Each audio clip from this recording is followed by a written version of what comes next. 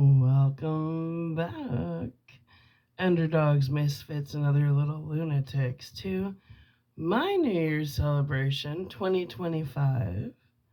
Saying goodbye to that shitty year and super enthusiastic about bringing in 2026. Changes, the best is yet to come.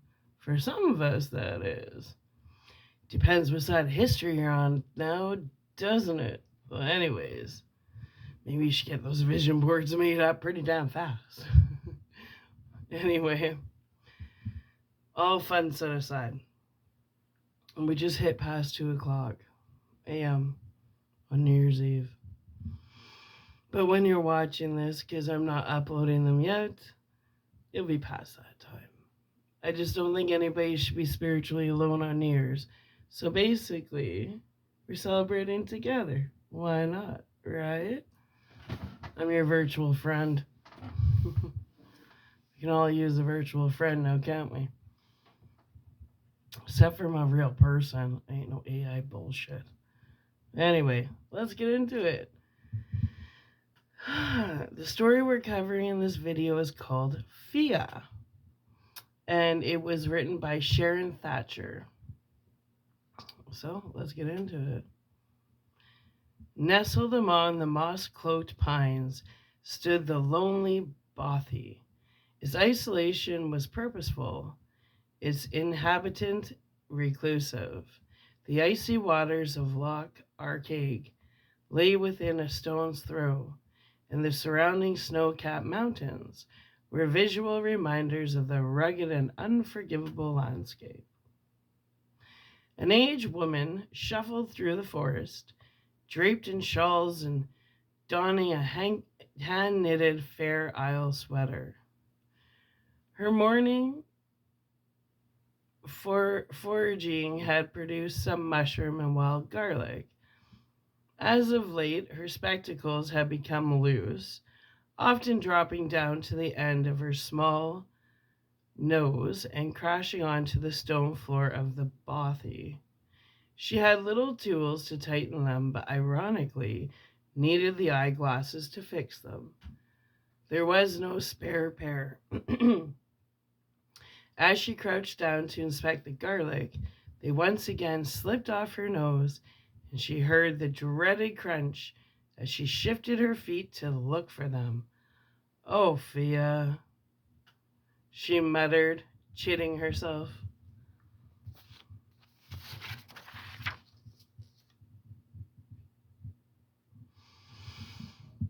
She would have to go to Fort William, a 40-minute drive away. She rarely ventured out of her remote corner of the Highlands and had no desire to do so. Her few semi-annual trips to the supermarket were done with careful planning and only out of dire necessity. In the wee hours, as soon as they opened, she would gather items, mostly dry goods, and use the self-checkout aisle. At such an hour, no one noticed her. With any luck, she could come and go without speaking to another soul. To make these trips, she borrowed a car from Angus, an acquaintance who lived 5 miles away in a nearby hamlet, using an old wagon to cart her precious items back to the bothy. Oats, buckwheat, flour, sugar, long life milk, eggs. She knew how to store these things properly so the damp wouldn't get in and she could survive for months on very little. She ate as she lived, quietly and simply. A new pair of prescription glasses would be a difficult outing, one that would require social interaction and a couple of trips. Her career had been an undertaker in Glasgow, and then Shetland. Consoling mourners had never been part of her job description. Rather, she had always been more comfortable around the dead. They were her preferred company, but unfortunately for now, she had to remain in the land of the living until she could eventually join her quiet companions. As she prepared for her journey, hoping Angus would be able to help with a vehicle, she suddenly remembered the date. Hogmanay, New Year's Eve. Maybe she should go another day, as he might soon be out with others, celebrating and making resolutions no one could possibly keep.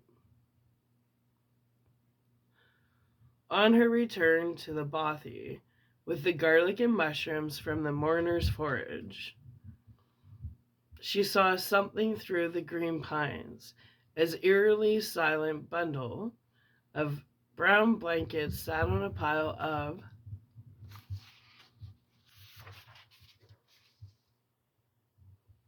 stones. Although quiet, it appeared to be moving. Grateful her far-sightedness was stronger than her near-sightedness, she slowly approached, though not naturally curious. She went to see what it was. No living soul had been seen in these parts for the better part of 8 months. In the summertime, few passed through on walking holidays and the like, but the temperatures were still in the single digits, dropping nearly to freezing at night. Burrowed among the blankets, she could see the tiny features of an infant. She had no idea how old, perhaps only a few weeks. Reaching out to touch his forehead, the unfamiliar warmth of the child startled her.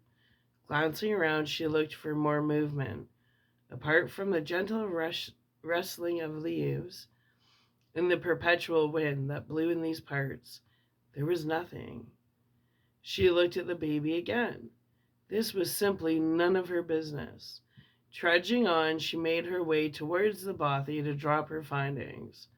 She prepared to go to Agnes's and wondered if she should ring someone about the child.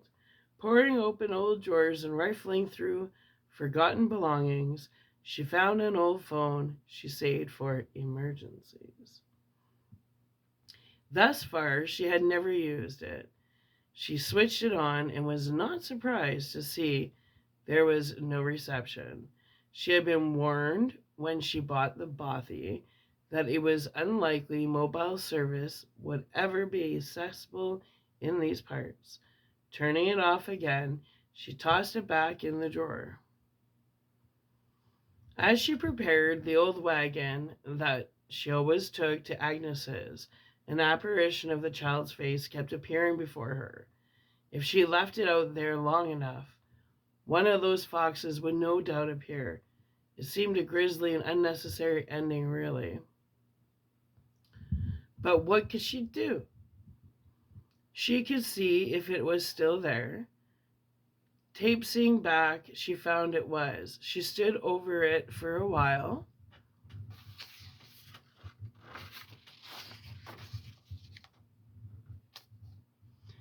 Her aged mind working to resolve this completely alien conundrum.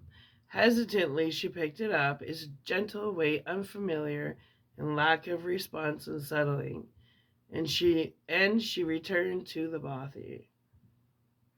She noticed the eyes of the child were sunken, a sure sign of dehydration. That she knew.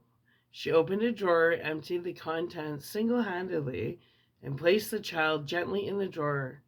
She lit a small fire, sat down in her chair, and thought. Nourishment was necessary, of course, but what? She couldn't very well make up some porridge. This child needed to be fed from the breast, which was obviously out of the question. She wasn't sure if giving it water would help or not. Milk? She had very little left. How could she administer it?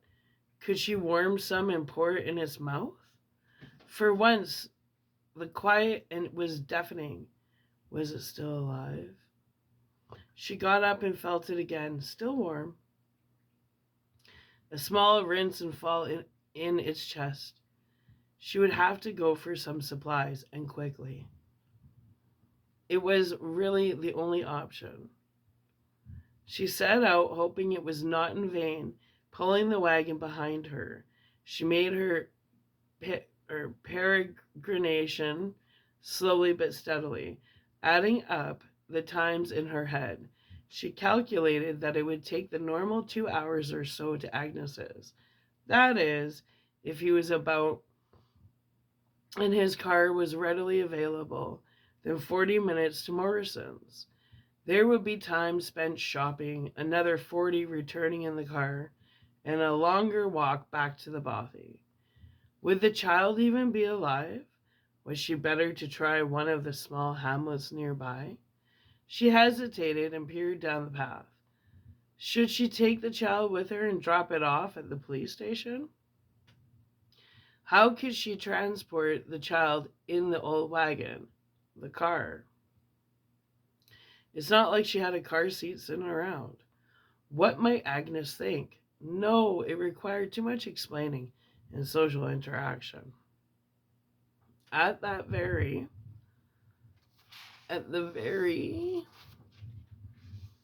least, the child would be warm and protected inside the bothy. Swirling thoughts consumed her as she walked, her tired legs already aching. Never having been a mother made this quandary baffling. She was completely at a loss for what to do. In childhood, the nuns of Smillium Park Orphanage withheld warmth and comfort, and Fia quickly learned to fend for herself, trusting no one. As soon as she left, she began her career at a funeral director's in Glasgow. The job suited her well. She came to enjoy her time with her silent companions, and she rarely socialized with her colleagues. Mr. Foster, the director of the funeral home, was reaching retirement and planned to have his son, who was also called Mr. Mr. Foster, take over the family business. On his first day, Mr. Foster failed to mention to his son that no one really spoke to Fia, and in turn, she didn't really speak to anyone either. Thus, a young, clean-shaven man with bright red hair bounded in gregariously. He interrupted her focus as she worked to embalm a body that had arrived that morning. "Good morning," he greeted. "I'm Rory Foster, Mr. Foster's son, as you know. I'm looking to take over the business eventually, so I'm really looking forward to getting to know you and to learn everything there is to know." Ooh, big mistake. She's antisocial, right? Fia looked at him incredulously. He was certainly eager with his little rehearsed speech and excessive enthusiasm. Her hair hadn't been gray and thinning then. Instead, it was glossy brown with tumbling curls she was quite proud of. Her deep blue eyes rarely met others and were always downcast, an outcome of her childhood. Preferably, the dead never demanded eye contact or hollow conversations about the weather or upcoming holidays. Right?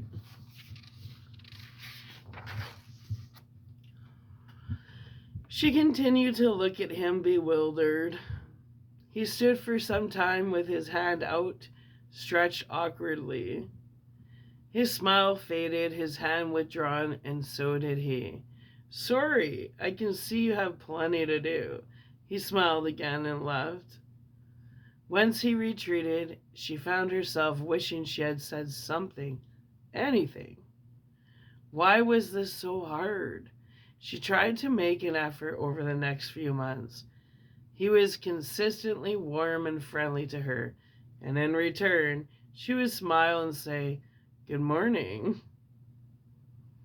like the others did. If she made a cup of tea, she brought him one. He genuinely seemed interested in talking with her. Finally, after about a year of skirting around it, he approached her on Thursday. "Fia, would you like to have a drink with me after work?" She didn't know what to do. Of course she wanted to, but this meant conversation. Long conversation. She wasn't sure she could pull it off, but she had never been asked for a drink before. How could she pass it up? Yes, that would be lovely, she replied, but I can only do an hour. A whole hour. Why didn't she say half an hour? Me as well. An hour will be perfect. They ventured out to the pub over the road after closing up. He bought her a shandy and they found a quiet corner. At first, she listened to him talk, grateful for his effort. He began to ask her questions, although it felt strange at first. She answered them. She shared her experiences, her thoughts, even her opinions. His warmth was so comforting and foreign, making her more at ease than she had ever been. Fia, tell me about yourself. He made steady eye contact. No one had asked her this in years. There's nothing to tell.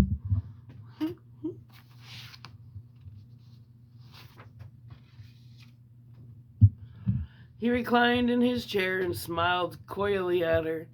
Now I know that isn't true. She took a deep breath.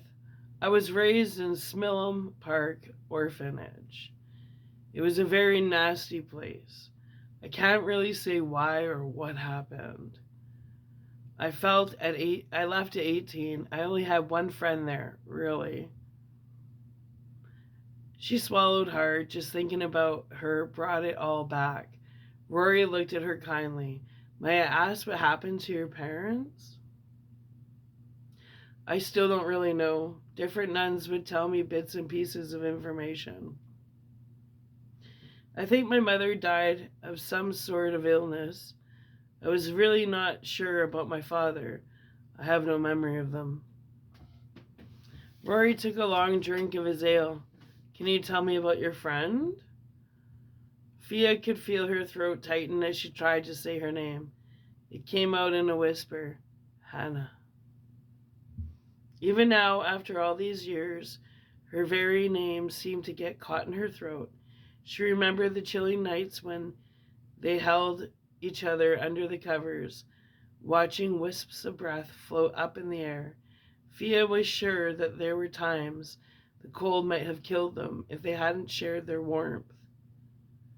She thought about the time Sister Martha locked her in the cellar, and Fia had been so hungry she considered grabbing one of the rats and stuffing it in her mouth. Brutal. It had been Hogmanay that day, and as a very rare and special treat, the children were allowed outside to see a fireworks display. Her rumbling belly was drowned out by the crackles of fireworks, and somehow Hannah had appeared in a flash, shoved some bread into Fia's bleeding hand, and disappeared again without a word. Fia wouldn't be alive if it hadn't been for Hannah. Oh, that's so sad. She thought about these things, and then found herself telling Rory she was my dearest friend. My only friend, really. My family. But one night, when we were both about 7 or 8, I lay in my bed, waiting for her to appear. She had done something. I can't now remember what. I waited and waited. She never came. I thought perhaps she had been taken ill and was in the infirmary. That really only happened if you were nearer to death anyway. I made the mistake of asking one of the nuns, who struck me just for asking. She never came back. Rory reached across the table and took her hand. Oh, Fia, I am so sorry. Did you ever find out what happened to her? She couldn't quite believe this man was so interested in her sorry little life. She had carried these burdens for years. It felt wonderful to finally lay them down. Oh, shit. No, not really. It wasn't until years later, that they did report on the place. It was years too late, but apparently children were buried there. Lots of them. None of the graves had stones or markers. I am assuming Hannah is there somewhere. Rory hung his head, sharing her sorrow, still grasping her hand. Thank you for telling me this, Fia. It became their ritual. Every Thursday after work, they drank and chatted for their precious hour. It wasn't always so grim. She often found herself laughing and even teasing him at times. She began to count down the days until Thursday, soaking in his presence and conversation. After a few months, they didn't part ways after the hour.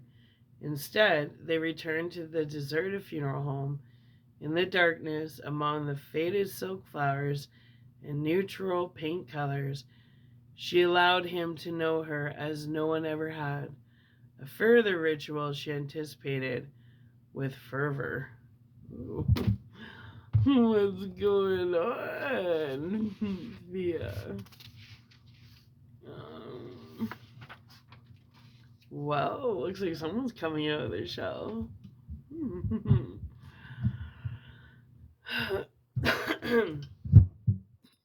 Come closer.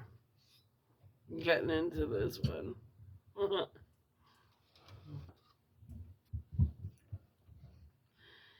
Deep emotions that had been lost inside her resurfaced. She surrendered herself to them and to him. Good for her. She let herself feel connected to another living human for the second time in her life.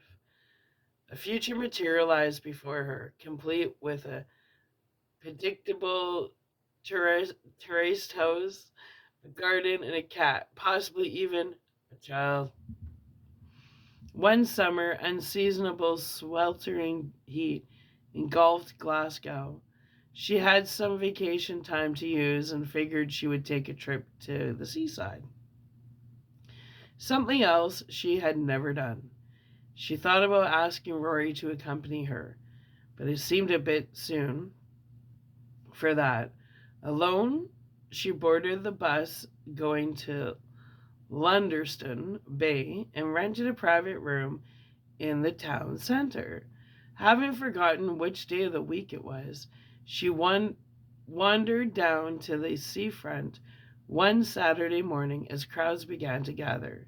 She removed her shoes and felt warm sand beneath her toes. I love that feeling. Another first. She heard and saw an ice cream truck. Perhaps she could treat herself. As she joined the gathering queue, her attention was stolen by a gorgeous blonde in a cherry red bathing suit in the distance. Two younger ginger-haired boys were with her, although she wasn't sure of their age. The youngest was still a toddler, returning her gaze to the person in front of her. She noticed he was oddly familiar.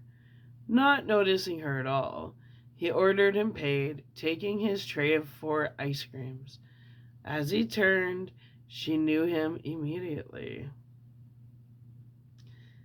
Suppressing an audible gasp, her eyes followed him as he walked towards the blonde bombshell and her sons. No, their sons. That's brutal. Now she knew where the ginger hair had come from. Miss, asked the boy in the ice cream truck. Miss, what can I get for you? She tore her eyes from the proverbial train wreck, mumbled something and left. Hot tears streamed down her face as she fled the beach.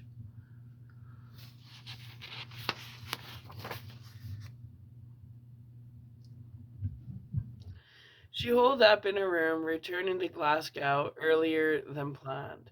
First thing Monday morning, she turned in her notice.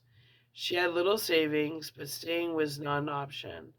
She informed her landlady and began to pack.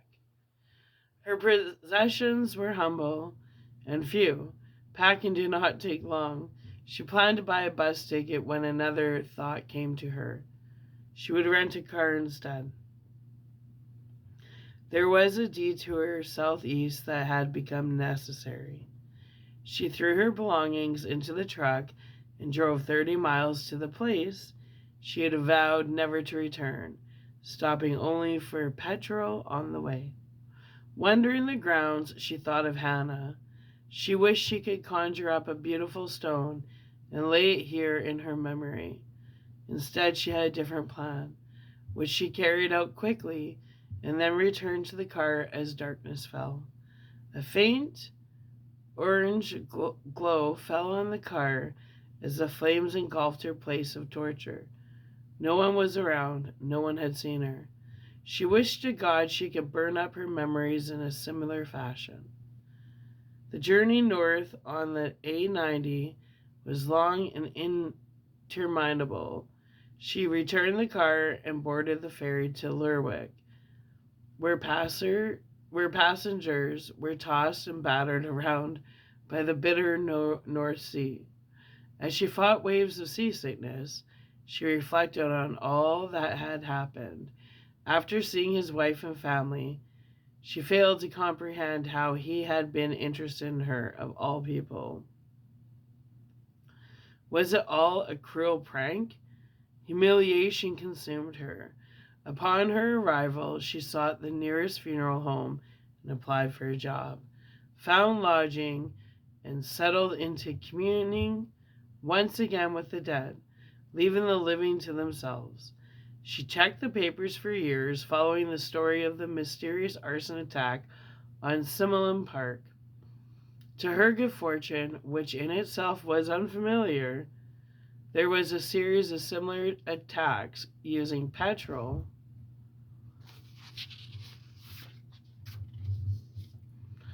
as an accelerant. In both Lanarkshire and Ayrshire, police had failed to detect any disparities in the attacks.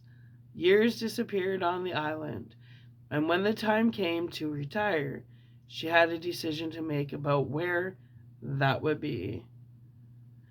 Somewhere remote, a place where she could be free of social obligation, a place she would never be found. Agnes's cottage now loomed up in the distance, and thankfully she could see his car in the drive. She exchanged brief pleasantries as she took his keys. He asked about her plans for Hogmanay, and as usual, didn't await her answer and instead told her about his own. Again she wondered if she should mention the child. Could he help her somehow? She listened to his extensive plans and thought, no, this was her problem. She drove to Fort William. In Morrison's, she stood in the baby aisle. Nappies, soothers, formula, thousands of baffling pouches, bottles, wipes. What on earth would she need? She grabbed an array of things along with a cheap pair of spectacles and drove back to the lock. Slowly and carefully she loaded the wagon, thankful Agnes wasn't around, then to ask questions. She pushed his keys through his letterbox and began the long journey back. Rain was now falling, and she pulled her rain jacket snug around her. She tried to move quickly, and she knew the child didn't have long. Could she nurse it back to health? She wasn't sure, but she should at least try. Trickles of water turned into rivers, making her walk back.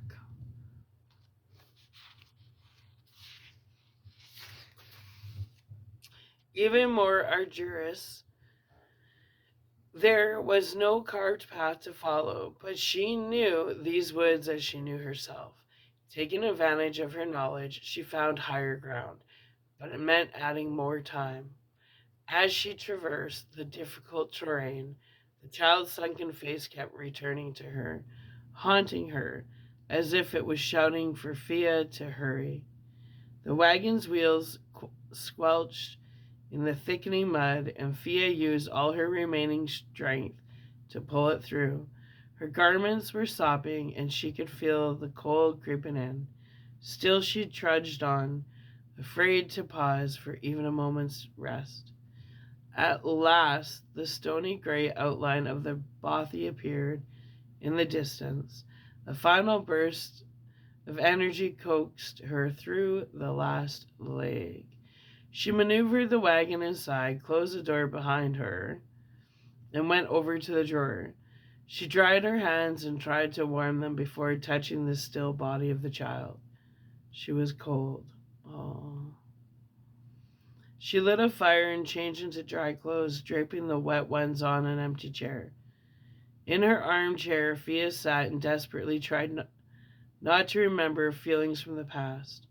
Behind the decadent flames and pinpricks of distant fireworks, ghosts of the past seemed to whisper. Her breathing quickened, and she glanced over to where the child lay. Oddly, she found the presence of the dead once again to be of comfort. Oh, how she wished it could be different. She gave herself a sliver of permission to think about Rory just for a moment. Was he still alive, or lost to her from this world as so many others were? She wiped away a stray tear. Thankful she had kept her tools and items for posterity. She prepared to embalm her. She fashioned a small coffin with some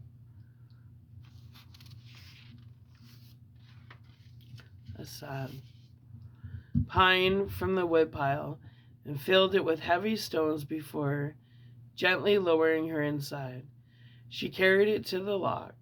After removing her wellies and socks, she stood for a moment as a hushed song escaped her lips. For Auld Lang Syne, my dear, for Auld Lang Syne, we'll take a cup o' kindness yet, for Auld Lang Syne. Auld Lang Syne, times lost past, she stepped into the icy shallows, walking until it was up to her waist. With sorrow she pushed it out into the open, glassy water. It hovered above its reflection before gradually disappearing underneath the surface. On the ledge of the lock, on the trunk nearest to the water's edge, she set to work, carving, inscribing, and memorializing. Tiny shards of wood fell as sweat dripped off her forehead. She shivered from this cold in the wet, but didn't step back to see her work until it was finished. Hannah, a gravestone for the graveless.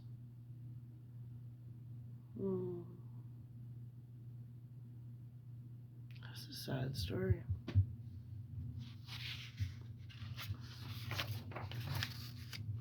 About the author. Sharan Thatcher lives near the snow-capped mountains of beautiful British Columbia with her husband, daughter, and 2 cats. Although she has been writing for years, it's only recently she mustered up the courage to be bold and share her work. She is an English teacher who has lived and taught in both Canada and in the UK.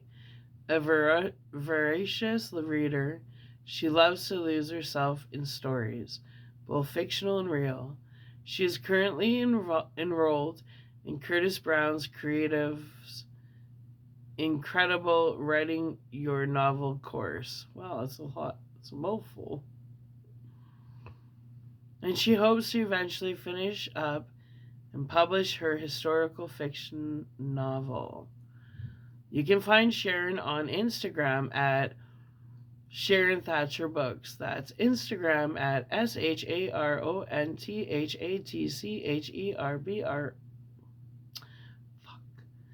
Instagram at SharonThatcherBooks. Alright, underdogs, misfits, and other little lunatics. Stick around for the next story. Oh wait. What's on the back there? No, nothing. The next story is Dancing Queen. Well, and that's by Jessica Dunaliuk. Dinaliuk. Jessica Daniliuk. Dancing Queen. So, for all you physically alone people, we're having a spiritual New Year's 2025 celebration. And how I'm doing it this year, I used to do vision boards and all these goal things, but this year we're just gonna read these stories. I ordered this book. It's about New Year's and a second chance to make changes, right? So just some different stories, I guess, about the human spirit. So I hope nobody feels alone. Nobody needs to feel alone. We're going into 2026. Man, we got through 2025. That's huge. I mean, getting through 2024, 2023, 2022, 2021, 1984. Like, we've gotten through so much, people. So if you're watching this right now, you're definitely a hero of your own story. You're definitely a survivor, not a victim. We're going into 2026, and if you're on the right side of history, let me tell you, the best is yet to come. Anyway, Underdogs, Misfits, and Other Little Lunatics. Love you.